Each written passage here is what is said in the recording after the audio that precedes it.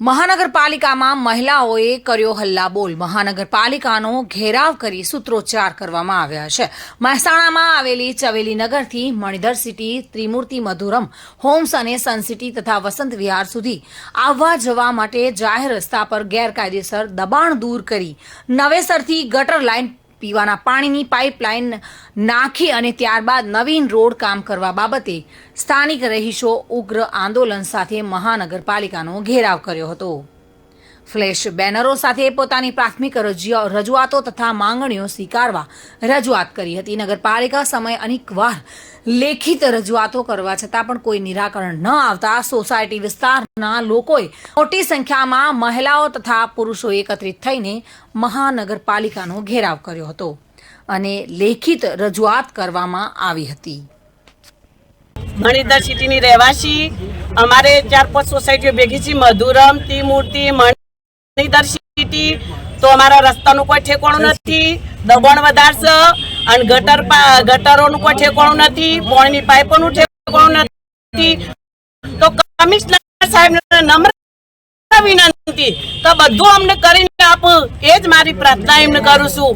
અમારા બાળકોને ભણવા મોકલવા હોય તો રિક્ષાઓ 100 રૂપિયા લે આવતી નથી સોસાયટીમાં અને રોડમાં એટલો દબાણ થઈ ગયો છે। આજે પાણીની તકલીફો છે, ટેન્કરો લાવી અને પાણી અમે વાપરીએ છીએ।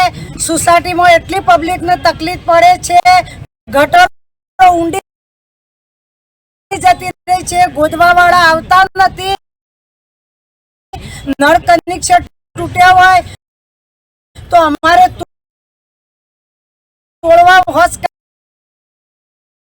કરવા કાઠો પડી જાય છે। તો આજે કલેક્ટર સાહેબને વિનંતી કરીએ છીએ કે અમારી મણિધર સિટીના 5 સોસાયટીઓના અમને ન્યાય આપો, તો અમારી વિનંતી છે। અમારી એવી રજૂઆત છે કે જે આગળના રસ્તા પર દબાણ છે એ દબાણ હટાવે અને ગટરની સમસ્યા છે, પીવાના પાણીની સમસ્યા છે, એ બધી સમસ્યા દૂર કરે। અત્યારે રસ્તો ખોદેલો છે, કોઈ સાધન જઈ શકતું નથી, બાળકો સ્કૂલે નથી જઈ શકતા, કોઈ પણ આવી નથી શકતું સોસાયટીમાંથી। કચરાવાળાનો પણ પ્રોબ્લેમ છે, અત્યારે કચરાની ગાડી પણ નથી આવતી। કેટલા સમયથી આ સમસ્યાથી ઝૂંઝી રહ્યો? આ છેલ્લા 3 વર્ષથી છે। સન સિટીના સરાઉન્ડિંગમાં મધુધરની જે સોસાયટીઓ આવેલી છે જેનો રસ્તો ચવેલીનગરથી શરૂ થાય છે। ચાલુ સમયમાં ખોદકામ થયું હોવાથી નાણાં બાળકોને લેવા માટે કોઈ પણ સ્કૂલ અવર જવર કરી શકતી નથી। મોડા, અશક્ત અને વૃદ્ધ માણસોને કોઈ ઇમરજન્સી લાગે તો લઈ જવાની ખૂબ જ મુશ્કેલી છે।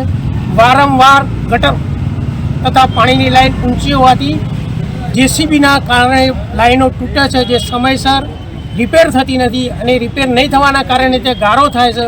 ઉંમરલાયક વ્યક્તિઓ અને ખાસ કરીને સિનિયર સિટીઝનને પડવા આગવાથી ફ્રેક્ચર થવાની પૂરી સંભાવના છે। અમારી સોસાયટીની શરૂઆત ચવેલીનગરથી શરૂ થઈ મધુરમ સિટી સુધી પૂરી થાય છે। ત્યાં સુધીમાં 5 સોસાયટીઓનો સમાવેશ થાય છે। અમારી સોસાયટીમાં રોડ ઉપર એટલા બધા દબાણો છે કે 2 સાધનો સામસામે અમે ક્રોસ કરી શકતા નથી। તદુપરાંત રોડ નબળો હોવાને લીધે એના નીચે નાખેલી પાણીની લાઈન અને ગટરની લાઈન વારંવાર દબાઈ અને તૂટી જાય છે, જે ગટરનું પાણી અને પીવાનું પાણી ભેગું થઈ જાય છે। આ અનુસંધાને અમે આજ સુધીમાં 100 થી 200 અરજીઓ નગરપાલિકાની અંદર આપેલ છે, પણ અમને માત્ર આશ્વાસન સિવાય કશું જ મળ્યું નથી। આ સમસ્યાના નિરાકરણ માટે અમે વારંવાર ધક્કા ખાયા છીએ। દબાણ દૂર કરવા માટે, દબાણની માપણી માટે અમે જરૂરી ફી પણ ભરપાઈ કરી ચૂકેલ હોવા છતાંય આજ સુધી આ બાબતે અમને કોઈ સમાધાન મળ્યું નથી। ભાવિન ભાવસાર સાથે bureau report, today Gujarati news. આ સમાચાર આપને કેવા લાગ્યા? ટુડે ન્યૂઝને લાઈક, શેર અને સબસ્ક્રાઇબ કરો।